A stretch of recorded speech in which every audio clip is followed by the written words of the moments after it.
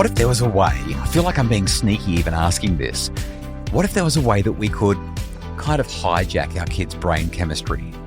If there was a way that we could tap into the stuff that matters to their brains to help our children to feel a stronger desire to do the stuff that they don't necessarily tell us that they want to do, but we know that they need to do these things, if that makes sense. Hello and welcome to the Happy Families podcast. Real parenting solutions every day on Australia's most downloaded parenting podcast. Kylie, I feel like I have to whisper. I feel like we're about to do something really sneaky here when it comes to hijacking our kids' neurology. I want to know it all. Tell me. So it's no secret. You're so funny. It's no secret that motivation for pretty much anything we ask our children to do can dwindle. I'm thinking of schoolwork primarily, but chores are the same thing, participating in life. Research shows a measurable decline, a consistent decline in our kids' intrinsic motivation, particularly as they're progressing through the school term. Like we're halfway through term one or thereabouts, and it happens for a whole lot of reasons.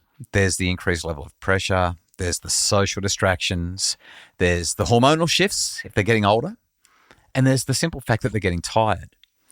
But if we can, I want to say hijack their brain chemistry, maybe hack their brain chemistry. Either way, it sounds like we're trying to be sneaky. We can aren't we? That's what we do when we grate up the carrot and stick it in the bolognese so right. They don't know it's there. What we're going to do today is talk about the happiness quartet, 4 neurochemicals that if we can hack into, we can help our children to find motivation for any number of things. I'm going to focus mainly on what's going on at school, but we can bring it into the home as well. So 4 of these, because Kylie, I mean, you and I have talked about this before. Our brains are these intricate chemical factories. There's this massive cocktail of neurotransmitters that influence everything from mood to motivation. And when we can understand how our brains and our children's brains work, then we're not really hacking them at all. What we're doing is we can create environments that nurture kids' natural curiosity and love of learning. Just like we talked with Professor Andrea Guastella about neurodiversity. Well, guess what? It's the same thing if you're dealing with neurotypical kids. All the same. So we're going to talk about 4 neurochemicals today, Kylie, that change the game when we understand how they work. What's number 1? We're going to talk about this thing that's known as the anticipation engine. Most people think about it as the reward chemical. It's not perfectly accurate, but the dopaminergic system is where we're playing. Can you say that word again? The dopaminergic system. We're talking about dopamine. I feel like you're teasing me, but you smiled at me and my dopaminergic system just went crazy. I feel like it was so rewarding. I should keep on saying the word. All right. So what do you know about dopamine? You've heard me talk about it a fair bit. What's the feel-good hormone? Yes. Yeah. So when do you feel dopamine coursing through your system? When somebody likes my post. Yes. This is why social media is so addictive. When someone tells me that I look beautiful. When the kids are playing nicely. Well, that one's probably not dopamine so much. It could be a little bit, but there's something else going on there. Dopamine, as you've said, is usually considered the feel-good chemical. It's often called the reward chemical. But something that researchers discovered a number of years ago now, and I think it's really important, is that it's not just something that you feel when you experience reward. Dopamine is more of an anticipation chemical. You and I are on a bit of a eat well, what would you call it, challenge? The challenge is the wrong word, but we're trying really hard to eat good foods, which means as we've removed all the highly processed Do or do not, Justin. There is no try. Okay, so we're not eating highly processed foods at all, except for maybe... Are you going to dog yourself in? Well, it's really hard when I'm traveling to not, I'm working really, really hard on it. You're probably doing better than me, but we are both doing extremely well. Anyway, when you are not trying to eat super well, because here's the thing, sugary foods, highly processed foods, whether it's a tasty ice cream or a sugary treat, whatever it might be, when you see it, when somebody brings cake into the office, what happens?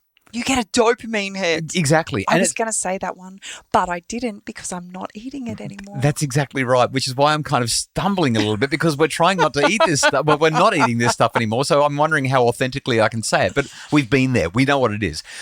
You don't get the dopamine after the first bite In fact, after the first bite, sometimes you go, oh, it's not actually that good. Quite often. I don't think I've ever had that experience. Come on. You're so funny. Quite often what happens with dopamine is that it makes us anticipate until, oh my goodness, I can't wait any longer. We finally have that thing. And then we go, like the build-up is all the dopamine, and then we get the reward, and there's a bit of a come down from it. So that's dopamine. Dopamine is the thing that makes it feel so good to chase the goal. And it also helps us to feel a little bit of satisfaction around completing a task or doing something hard. Well, I was about to say, I think that I got a huge dopamine burst after I painted our feature wall the other day. Yeah, yes, that's right. Yeah. I was really nervous to do it. I was putting a bold colour against our white background, and it felt amazing once I finally did it, and it looked great. And I got the same dopamine hit looking at the great job you did after I'd finished writing another chapter for my book.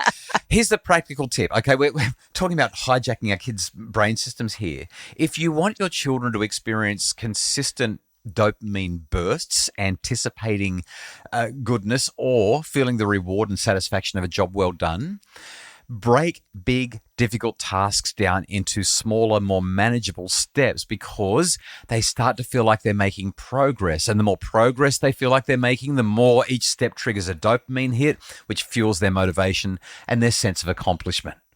I love that idea.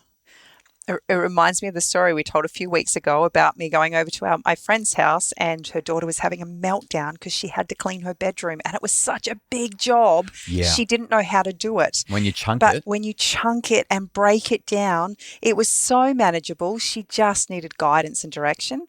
And the dopamine hit at the end of that, once it was all done and she got to spend time with our daughter, was such an awesome thing to experience. So to pump up dopamine in the system, it's really about progress, small steps, feeling a sense of accomplishment. Look what you did. Now what can you do? Let's keep it moving forward. Momentum. That's how you hijack their system and keep them focused on whether it's little things like unpacking the dishwasher or cleaning their room, or writing an essay or studying for an exam. What's number 2? So the second one we're going to talk about is serotonin. Serotonin is, I'm going to call it the calm conductor. What I mean by that is serotonin is the serenity superhero. There we go. I'm going for the alliteration now. What it does is promotes feelings of calm and contentment and well-being. It's like this antidote to stress and anxiety and all of that adrenaline that's running around the system, because those things sabotage learning and they reduce motivation. So if we want more calm, if we want more serotonin buzzing through our kids' brains, best thing to do here is to slow things down. Take your foot off the accelerator. My experience with our kids is that the best way to do this is to step outside and get some green into our lives, get some blue sky into our lives, get some nature into our lives. It feels like anything outside, any kind of a short walk down to the end of the street, sunlight, fresh air, these are all the things that boost serotonin. I love this idea because it's actually, for most of us, not the first thing we think of when we're stressed out. No, we feel like we've got to go harder and faster at that brick wall that we're banging our head against. Yeah. So it's it is actually counterintuitive to what our natural response would be when we're feeling highly stressed. But slowing down and getting ourselves barefoot on the grass in green space is so powerful. I didn't think of barefoot. It's so important. I wish I'd put that in my notes. Love that. The other thing about serotonin is that when you do these kinds of things, what it does is helps with emotion regulation. So when your kid's dysregulated, I've been saying this for years, one of the best things that you can do is touch grass, get outside, be in the open air. Dysregulation just drops off so much when you're not indoors. I don't think indoors is actually how humans are supposed to spend all their days. I was having a conversation with a friend the other day, and she acknowledged that while the beach is a beautiful place to be, that when we want to feel really grounded, we actually need to go to the grass. We need the firm earth under our feet, not the shifting sands. Oh, I like that. And it was just, I think that's a really powerful thought.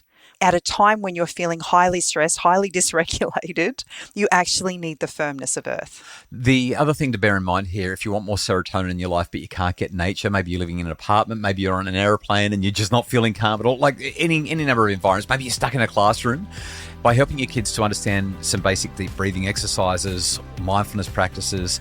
Those same practices will help you to boost serotonin.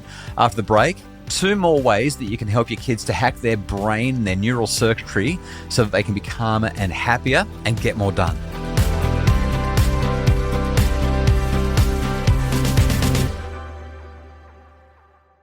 Kylie, we've talked about dopamine.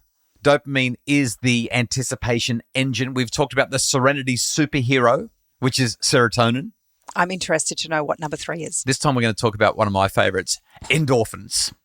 Endorphins are my favorites because these are the real reward chemicals. These are the ones that make us feel so good, usually because we've done something, and they require, as a typical thing, they require us to be doing, to be active. Moving our body. Yeah, so like dopamine is usually anticipatory, but endorphins come as a result of. Yeah. So a couple of examples. We release endorphins in response to high levels of physical activity, like I said, moving your body. We release endorphins in response to laughter. So if I'm going, and I'm having a big old laugh, my body is releasing endorphins. I'm feeling better even though I did that stupid laugh right then. It makes me feel better, okay, because of the endorphins. Even a warm hug. So hugs are good for serotonin, but they're also great for endorphins. And I would assume that when we have positive connections with other people, positive interactions, we're experiencing endorphin. That's right. And here's what's fascinating. This is why, I mean, you talk about that warm hug. Endorphins are natural painkillers. Yeah. So when the kids hurt themselves because they've fallen over and you give them a hug, that hug releases the serotonin, which is your serenity superhero, but it also releases endorphins, which act as natural painkillers. That's why mummy giving you a kiss on your hurty knee, the knee feels better. And it's not because there's any sort of incredible properties in mum's skin cells on her lips. It's because the endorphins that your brain releases in response to the kiss make you feel better. Well, everyone will have experienced this. You're having a bad day, you've got a really bad headache, but you catch up with somebody that you're excited to see and you have the capacity to enjoy that conversation, enjoy that interaction. And it's not until they go that you remember, oh, hang on a sec, my head hurts. Yeah. Because the endorphins are so powerful, they actually override any of the pain that you might be experiencing in that moment. They also reduce stress, they boost mood. Here's the practical element, because we need to wrap up. Endorphins, if you want your kids to have them, encourage them to get involved in physical activity, whether they're playing tag in the park or running around the backyard or just dancing to their favorite music in the kitchen.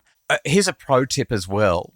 The riskier the activity, the more endorphins and the more resilience. I know that I get provocative when I say this sort of stuff, but if your kids are doing something at least once a week that could land them in hospital because of the risk associated with it, this is good for them. It helps them to release the endorphins. It helps them to have the dopamine. It helps them to be more resilient. It's just so good for them. And laughter. Oh, my goodness, laughter. I can just hear it now, kids in the ER, and they, why are you here? Dr. Justin Coulson said it's good for me. He's making my family happier by sending us all to hospital. All right, the last one that we need to talk about, and we are out of time, so I've got to go over this one fairly quickly, is oxytocin. Oxytocin is the connection. I'm going to call it catalyst, the connection catalyst. This is the love hormone. It's playing this crucial role in social bonding and trust and emotional connection. It's released during positive interactions with people that you trust. It creates a sense of belonging and security. So strengthen family bonds, but help your kids to get oxytocin release even at school by sitting with people who make them feel safe, and hopefully by having at least one adult in their lives that makes them feel good because they're at school. Shared meals, game nights, bedtime stories, these are all opportunities for oxytocin-rich moments, and they make kids feel better. Well, I think that I could do with a little bit of a serenity superhero right now. Right, okay, so you want a hug, is that what you're saying? Just slow it down. Or you just want to go and lay on the grass. When we understand the power of our brain chemistry and our children's brain chemistry... Don't get all doctory on us. I really just preferred it when you talked about hijacking our kids' brains. That sounds way more interesting. I was about to say it's not about manipulating their brains. It's hijacking it. It's about providing support and encouragement and opportunities so that they can thrive and so they're motivated to do well at school and help out at home and create a happy brain for them. Well, let's go and give our kids a boost of oxytocin and give them a good hug.